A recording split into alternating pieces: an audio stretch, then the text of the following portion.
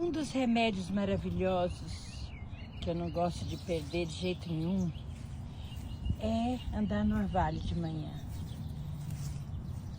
Eu levantei da cama hoje, vesti só uma blusinha, porque tá ficando um pouco frio, e vim aqui pra fora, andar no orvalho e recarregar minha bateria.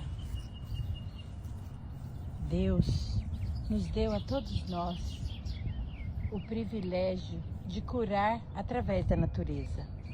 Vamos gastar um minutinho com a gente, meditando, respirando, carregando a bateria no início do dia e por que não no fim.